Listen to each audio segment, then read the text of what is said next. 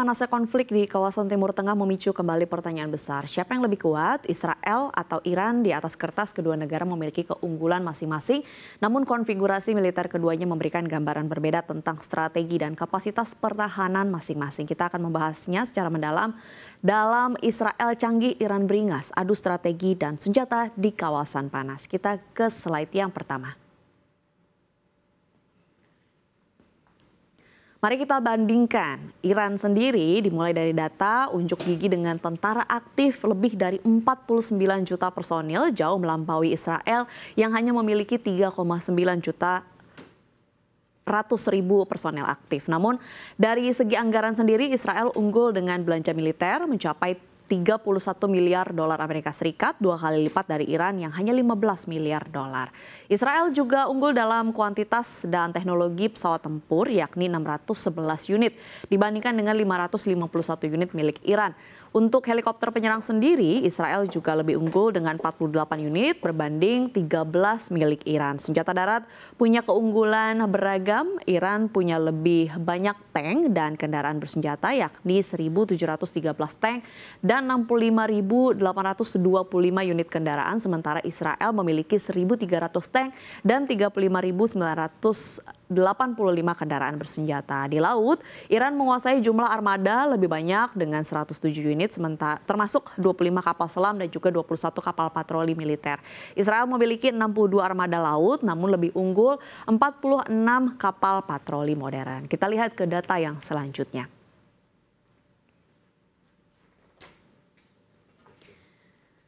Ya, berbeda dengan data kekuatan militer sebelumnya yang tadi kita sudah ulas begitu ya. Perbandingan kekuatan jet tempur kedua negara mengungkap cerita yang sangat kontras. Israel melengkapi dirinya dengan armada udara yang paling modern di kawasan, sementara Iran masih bertahan dengan jet-jet usang warisan Perang Dingin.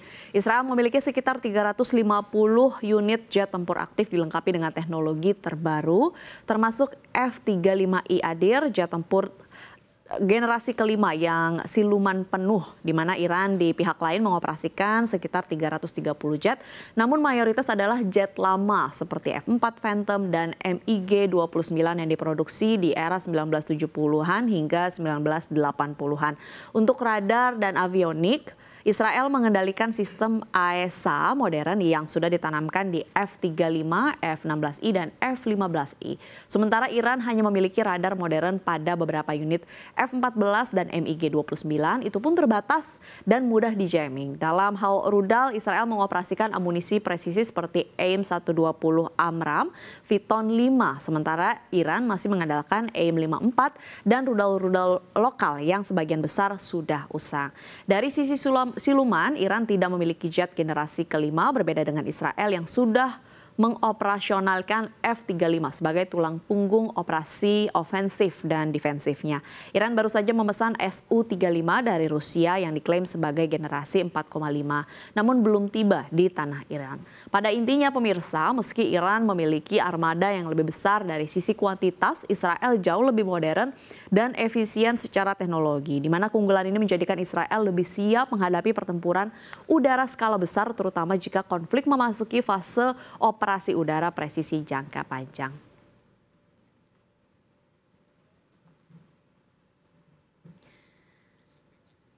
Ya, kalau kita lihat memang selain dari anggaran militer dan juga alutsista yang menjadi sorotan dunia adalah pertarungan antara teknologi pertahanan canggih milik Israel yaitu Iron Dome. Kita lihat slide-nya antara Iron Dome dengan rudal milik Iran, di mana Iron Dome melawan hantaman rudal jarak jauh milik Iran yang kian modern dan beragam, di mana pertarungan ini tak sekedar militer melainkan ujian teknologi, strategi dan juga kesiapan perang asimetris di tengah gejolak kawasan.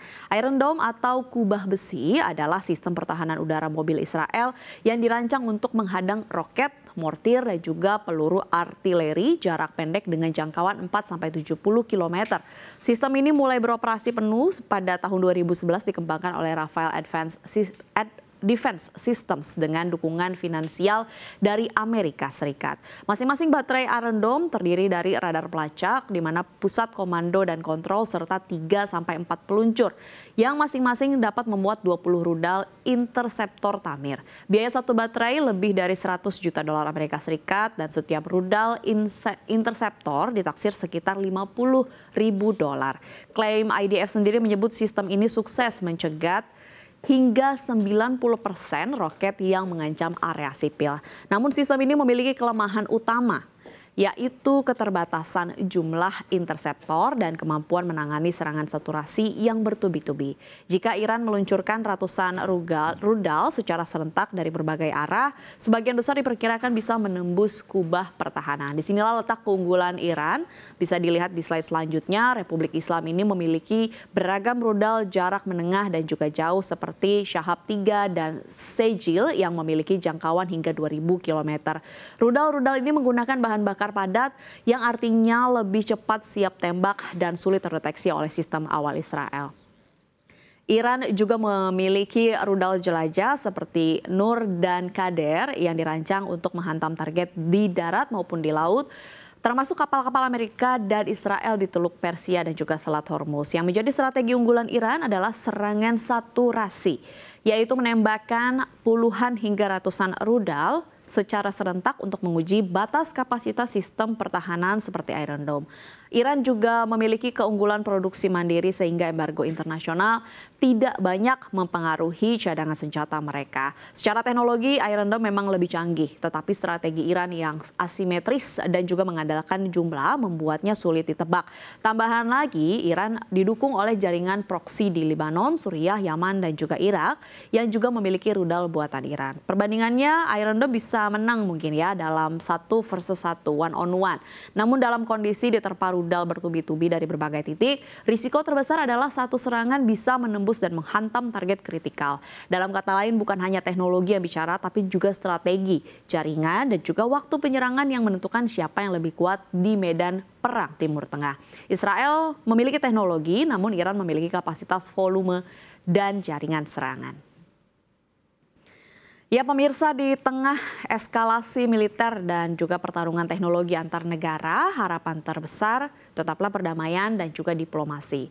Meski Israel dan juga Iran menunjukkan kesiapan perang melalui kapabilitas militernya masing-masing seperti yang sudah kita ulas tadi, dunia internasional menginginkan jalan damai dan juga berkeadilan. Konflik bersenjata hanya meninggalkan jejak penderitaan saja, sementara diplomasi selalu membawa ruang untuk harapan.